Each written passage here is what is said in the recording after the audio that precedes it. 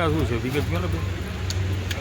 સ્થાનિક સ્વરાજની ચૂંટણીઓ જ્યારથી જાહેર થઈ અને ત્યાર પછી ભારતીય જનતા પાર્ટીના જે કારસાઓ સામે આવ્યા કે ઉમેદવારી પત્ર ન ભરો અને ઉમેદવારી પત્ર જો કોંગ્રેસ પક્ષમાંથી ભર્યું હોય તો એને કેટલા ભાવમાં ખરીદવા, કયા દબાણથી એને બેસાડવા, આ પ્રકારના કૃત્યો ગઈકાલે બપોરે 3 વાગ્યા સુધી, કારણ કે ગઈકાલે 3 વાગ્યા સુધી ઉમેદવારી પત્ર પાછું ખેંચાવાનો આખરી સમય હતો, ત્યાં સુધી એમને જેટલા બનતા જે પણ સ્તરે જઈને નિમ્નથી અતિ નિમ્ન સ્તરે જઈને પ્રયત્નો કર્યા. એવી જ ઘટના લાઠી તાલુકાના ચાવંડ સીટના અમારા ઉમેદવાર શાંતુબેન ડેર સાથે એ જ પ્રકારે દબાણની રાજનીતિ અપનાવવાનો પ્રયાસ કર્યો. આ સીટ ઉપર લોકપ્રિય સાહિત્યકાર માયાભાઈ આહિરના દીકરી લડી રહ્યા છે, સામે અમારા શાંતુબેન ડેર લડી રહ્યા છે કોંગ્રેસ પક્ષમાંથી.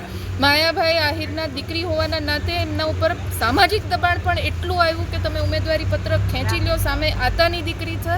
હું એવું આપના માધ્યમથી કહેવા માગું છું કે જો તમે લડવા ઉતરો છો તો તમને લડવાનો ડર શેનો છે, અને જો ડર છે તો પછી લડવા શેના માટે ઉતરો છો. એટલે આજે સ્પષ્ટ રીતના ભારતીય જનતા પાર્ટીનું જે દમનકારી નીતિ અને શાસન છે એ સામે આવ્યું છે. આજે ઉમેદવારની કાર્યાલયનું ઓપનિંગની અમે તૈયારી કરતા હતા ત્યારે ગઈકાલે ચાવંડમાં લાગેલા બેનરો સાથે તોડફોડ કરવામાં આવી. કયા આધારે હું કહી રહી છું?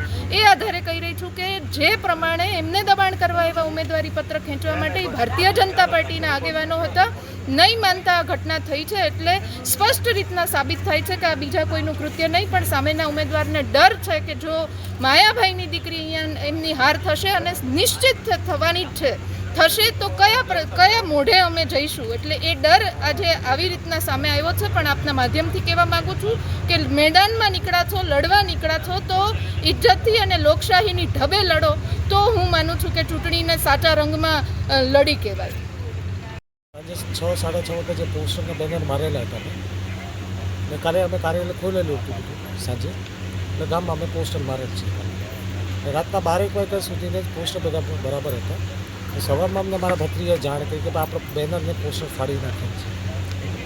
એટલે અમે સીધી પોલીસ પાસે ફરિયાદ કરીને અરજી લખેલ છે કે અમારા પોસ્ટર કે બેનર ફાડી નાખી છે. પછી અમે પંચાયતના જે કંઈ 2-3 CCTV છે એમાં જોયું કે રાત્રે 2 વાગે કોઈ અજાણા શખ્સો આવે છે, બેનર ફાડીને પાછા જતા રહે છે. અમે પોલીસે વિડીયો આપ્યા છે પણ એમાં ક્લિયરિટી અમને આવતી નથી.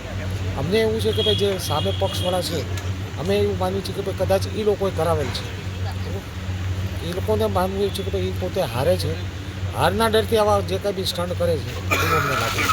અમે પોલીસે કહ્યું કે તમે તપાસ કરીને ચમ કે પૂરે કરેલી છે ક્યાં પક્ષે, કારણ કે અમારી સામે આમ ગણો તો સામે મજબૂત પક્ષ ભાજપ જ છે.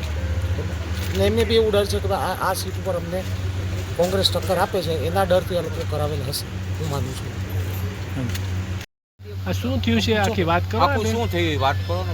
રોજ અમને પૂછવા દબાણમાં આવી કે તમે ફોર્મ પાછું ખેંચી, રોજ બધા આવે અમને દબાવવા એમ કે ફોર્મ પાછું ખેંચી લો એમ, તમે આ લડો ને ચૂંટણી ન લડો એમ. એટલે ભાઈ અમને શું કામ દબાવવા આવે છે એમ કે જેણે અમે પહેલાં ફોર્મ ભર્યું હતું તો એ લોકો પેથી અમે વાહેથી ફોર્મ ભર્યું છે તો અમને શું કામ દબાવે છે એમ. દરરોજ નવીને બધાને મોકલે કે લઈ લો ફોર્મ પાછું લઈ લો, ફોર્મ પાછું લઈ લો એમ કે એમ. કોણ દબાણ કરવા? એ એટલે નામ ન દેવાય કોઈના એમ અહીંયા. એટલે કહું છું કે અમે તો જો જનતામાં ગામ માટે મેં ચૂંટણી લડવી છે, અમારે ગામનું સારું કરવું છે એટલે એમ.